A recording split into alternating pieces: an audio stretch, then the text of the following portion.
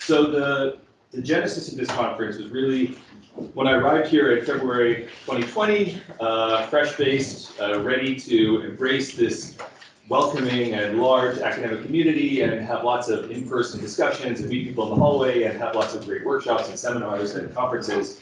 And then, of course, a month later, something's changed. But when I came here, I was very lucky to be able to talk to Andrea Brock, my colleague, and Jason Koenig, who's in the back as well, and to discuss with them some of our shared interests in ancient environmental studies more broadly. And we decided early in 2020 that we wanted to make the most of sort of make lemonade out of the lemons that had been given to us by the pandemic to set up a research center that focused on ancient environmental studies and really try to set up online workshops and seminars that would allow people from different subdisciplines interested in ancient environmental studies to come together and to collaborate and communicate with each other. So to that end, there was a research center here, the Center for Landscape Studies, that was relatively moribund by early 2020. So we decided to rebrand it as the Center for Ancient Environmental Studies and revive it and to organize a series of lectures, seminars, and workshops, and now this conference. And so we I think originally started the center in mid-2020, if I'm not mistaken. And since then, it's grown steadily. So we now have a research network of over 350 people. And we've had pretty healthy attendance at a lot of our online events that we've hosted, so lectures and workshops. And as we organized everything, we had originally sort of discussed hosting a conference, an international conference like this. But of course, we originally maybe planned to do it in 2021, and then we ended up delaying it to maybe later 2021, and then eventually it got pushed to today. But I'm very happy that we were actually finally able to hold this event in person. So one of the, when I came here, Jason and Andrea and myself, we all discussed our interests, and it was quite striking that we all have very different approaches to environmental studies in the ancient world. So I'm a historian, Andrea's an archaeologist, Jason is a literary specialist. But we realized that those interests were quite complementary, and that by joining together and organizing these kinds of events, we were able to speak to all different audiences and kind of really foster this interdisciplinary dialogue.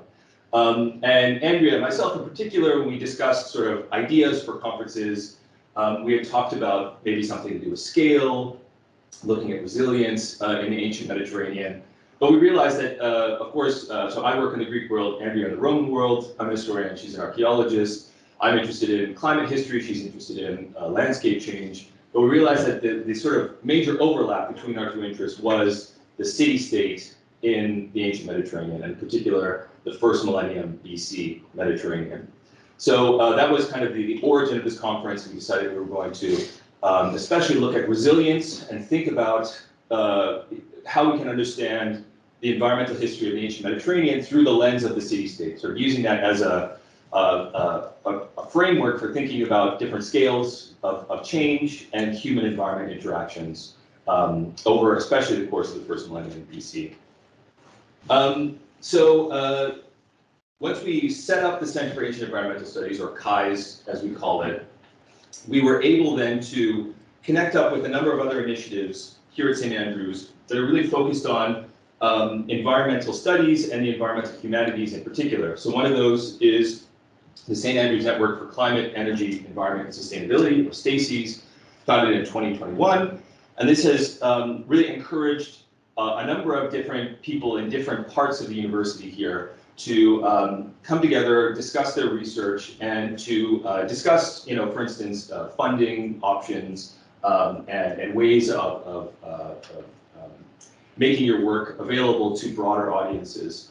And so, for instance, we have been able to participate in a few of the events that have been held hosted by CAES here. So one of them we had recently was Environmental Humanities at St. Andrews Workshop, which was quite fascinating. So we were able to hear about all the different kinds of projects related to environmental humanities including ancient environmental studies going on here. And St. Andrews, I think, is positioning itself to be kind of at the forefront of this kind of research, certainly in the UK and then also globally. One of the sort of interesting projects that we were involved in as a part of this workshop is producing a sort of a manifesto for environmental studies, looking at key goals and sort of setting the research agenda more broadly for people from everywhere, from English to anthropology to classics and the arts as well.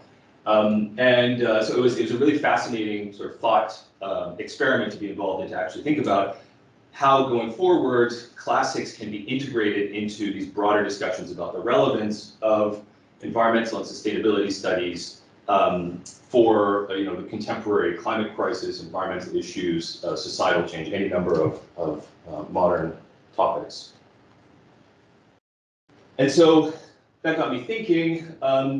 Last November, when COP26 was being held here in Scotland, in Glasgow, we organized a couple of events related to that. And one of them was I gave a lecture at the University of Glasgow where I talked about the relevance of ancient climate history to the contemporary climate crisis and how that can sort of feed into popular narratives about climate change and societal change and how we can address these issues, especially building resilience, for instance. I did a lot of reading related to the environmental humanities and the climate crisis.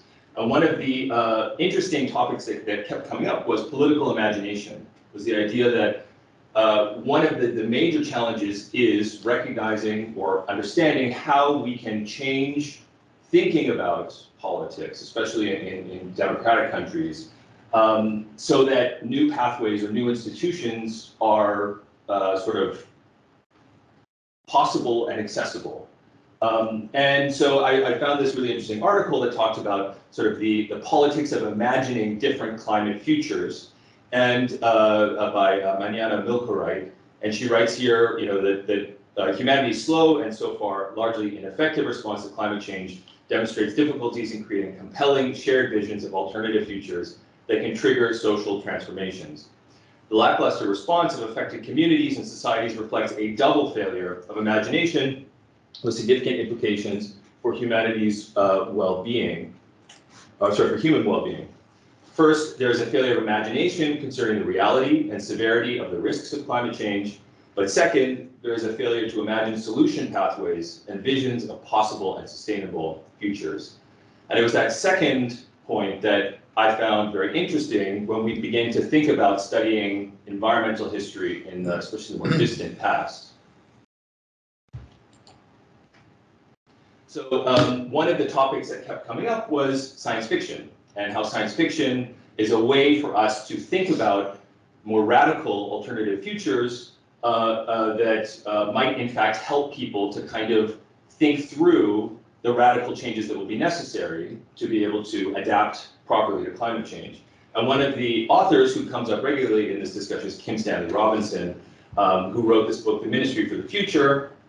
And the premise of this book is that a UN-like organization is set up, and its sole purpose is to hold corporations and governments accountable for the future damage that they could cause through pollution or contributions to climate change. And he thinks through in very sort of realistic terms, how would this work? And there was a lot of interest in this when it was published relatively recently. There was a lot of discussion about how he thinks through these alternative futures.